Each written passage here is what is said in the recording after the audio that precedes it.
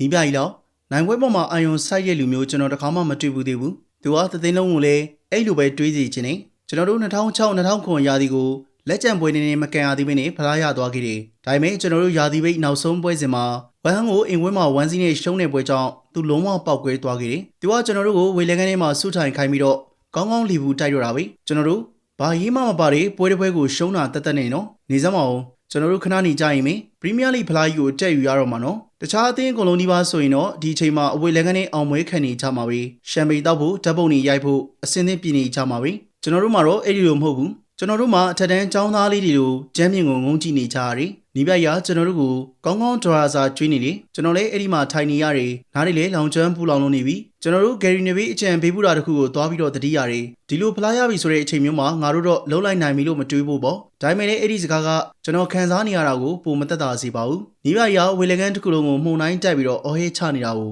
သူဆဲတာဆိုတာအဆုံးတက်ပြီးသွားတော့ကျွန်တော်တို့မှာစုတက်ယူဖို့ပရီးမီးယားလိချန်ပီယံရဲ့အပြုံးမျိုးပြုံးနေအောင်အချိန်တော်ယူလိုက်ကြရသေးတယ်ကျွန်တော်တို့ကနောက်ထပ်ဖလားတစ်လုံးကိုရအောင်ယူဖို့အတွက်တွေးရင်းနဲ့အရန်ကိုအလုံးများနေခဲ့ကြတာမလား FA Black Final ပွဲစဉ်ကို United နဲ့ Chelsea ကစားမှာဖြစ်ပြီးတော့အဲ့ဒီပွဲစဉ်ကို Wembley ကွင်းသစ်ကြီးမှာကစားမှာဖြစ်ပါတယ်ဒါဟာတကယ်ကိစ္စကြီးပဲကားဒီမှာကစားရတာကလည်းကောင်းပါတယ်ဒါပေမဲ့ Wembley မှာ Final ကစားရမယ်ဆိုတာကတော့တမူထူးခြားတဲ့အရာပဲအဲ့ဒီကွင်းကြီးတွေမှာတကယ်ကိုထူးခွေတဲ့အခိုက်အတန့်လို့အရသာမျိုးတွေရနိုင်တယ်လေကျွန်တော်မှတ်မိသေးတယ်ကျွန်တော်နောက်ဆုံးဝင်မလီကွင်းထဲမှာပွဲသွားကြည့်တော့ကကျွန်တော်ငငယ်1995ခုနှစ်အေဗာတန်တို့ဘလက်ဘန်ရိုဘာကိုချာရီတိုင်းမှာအနိုင်ကစားခဲ့တော့ကအဲ့ဒီတစ်နှစ်ထဲမှာပဲချာရီတိုင်းပွဲမတိုင်ခင်တော့အေဗာတန်တို့ဟာယူနိုက်တက်ကို FA Plus Final မှာအနိုင်ကစားခဲ့သေးတယ်1 စီးနဲ့ပဲအဲ့ဒီကွင်းကြီးမှာကစားရမယ်ဆိုတာကတကယ့်ကိုအံ့ဩသင့်စရာကြီးညီမကြီးကလည်းတော်လေးကိုစိတ်လှုပ်ရှားနေတယ်သူကမော်ရင်ဟိုလေးလေးဆဆလေးရှိတယ်ချယ်ဆီအသင်းရဲ့နီးပြမော်ရင်ဟိုကနည်းနည်းမောင်းမာဝင်ကြွားတတ်တယ်သူ့မှာထူးခြားတဲ့ကိုယ်ရည်ကိုယ်သေးရှိတယ်ယုံကြည်မှုလည်းရှိတယ်သူအလီမာဆိုရင်လည်းအတော်လေးကိုထူးချွန်အောင်နီးပြနိုင်တယ်သူတို့နှစ်ယောက်ဟာဒီလိုမျိုးပွဲကြီးတွေမှာ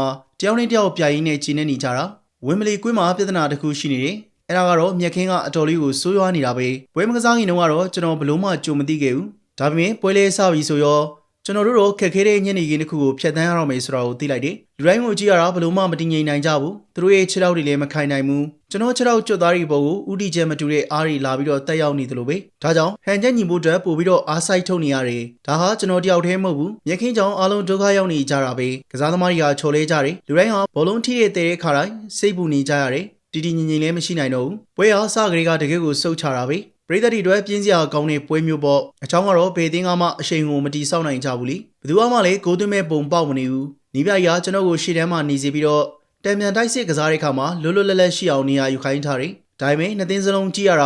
ာဖွင့်တိုက်ရမှာတဲ့ရှုံးသွားမှာကိုပူကြောက်နေကြတဲ့ပုံပေါက်နေတယ်တစ်ဖက်တိုက်စစ်ကိုတစ်ဖက်ကမြင်မြန်ကြီးကိုဖျက်ထုတ်ပြစ်နိုင်နေကြတယ်အချိန်ပိုရဲ့နောက်ဆုံးမိနစ်တွေကိုရောက်လို့လာတယ်ကျွန်တော်တို့ရဲ့အကောင်းဆုံးခွင့်ရေးကအဲ့ဒီတော့မှရောက်လို့လာတော့တယ်ကျွန်တော်ကဂီစီကိုသွင်းလို့ရအောင်ဘောလုံးကိုမျောချပေးလိုက်တဲ့အချိန်မှာပေါ့အဲ့ဒီဘောလုံးကပင်နယ်တီအေရီယာတွေကိုပြေးဝင်သွားတယ်သူနဲ့3ခိုက်လောက်ပဲဝေးတာပါဂိုးအားရလူရခင်လေဒါပေမဲ့သူလည်းဘောလုံးကိုထိချက်ကောင်းကောင်းနဲ့မထိလိုက်နိုင်ဘူးချယ်ဆီကိုသမားပီတာချက်ကာကွယ်လိုက်နိုင်ပြီမယ်ဘောလုံးကဂိုးလိုင်းကိုကျော်သွားတဲ့ပုံပေါ်နေတယ်ဂိုးဝင်သွားပြီလေကျွန်တော်တို့အားလုံးဝိုင်းပြီးတော့စောတကားတက်ကြတယ်ဒါပေမဲ့ဒိုင်လူကြီးကတော့လုံးဝခွင့်မပြုဘူးကျွန်တော်ရဲ့စိတ်ထဲမှာပြီးခဲ့တဲ့ FA Black Final ကဖြစ်ရတွေကိုပြန်ပြီးတော့အမှတ်ရလာတယ်အာဆင်နယ်နဲ့ပွဲကကျွန်တော်အုံတော့ဟာကွင်းထဲမှာပွဲကစားနေတော့မှပဲဘလို့အလွတ်လုပ်လိလည်းမသိဘူးရည်စရာတော့ကောင်းတယ်ကျွန်တော်ဘာရီဆက်ဖြစ်လာတော့မယ်ဆိုတာကိုသိနေတယ်လို့ပဲဒီတစ်ချိန်ဘယ်နှလုံးမြောက်ပင်နယ်ဒီကိုငါကန်ရမှာပါလေအဲ့ဒီချိန်မှာပဲယိုရီရဲ့ကြီး116မိနစ်လောက်မှာဒီဒီယာဒရော့ဘာဂိုးသွင်းသွားတော့တယ်ဝင်းမလီကွင်းတစ်ချမ်းလောက်ကယူမှုပျော်သွားကြတဲ့အချိန်မှာကျန်တဲ့တစ်ချမ်းလောက်ကတော့ဒီဂျာဘူးဖြစ်စဉ်ကိုခံစားနေကြရတယ်ငါတို့ဒါမျိုးကြီးကြုံမှုကြတယ်မဟုတ်လားပေါ့အရာအလုံးဟာ2005တုန်းကအတိုင်းပဲပြန်ဖြစ်လာနေတော့တယ်ကျွန်တော်တို့အမောက်တီးခံလိုက်ရပြီမိနစ်နည်းနည်းလောက်ကြံနေသေးတာကြောင့်ကျွန်တော်တို့ဂိုးပြန်ရဖို့အတွက်အကောင်းဆုံးကြိုးစားလုပ်ကြသေးပြီမယ်ဒါဟာမော်ရင်ယိုကိုင်နေတဲ့အသင်းပဲလေ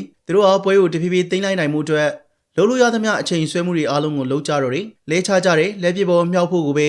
နှစ်ပေါင်းများစွာကြာသလိုပဲဖြစ်ထုတ်တာလေးခံလိုက်ရတာနဲ့လိမ့်နေတော့တာပဲကျွန်တော်ကိုတမျိုးမထင်ပါနဲ့ကျွန်တော်လေကျွန်တော်တို့အသင်းနိုင်နေရင်ဒီလိုပဲအချိန်ကုန်အောင်လုပ်မှာပါပဲဒါကအလုပ်ရဲ့တစ်စိတ်တစ်ပိုင်းကိုဒါပေမဲ့အခုအသင်းရှုံးနေတဲ့အချိန်မှာ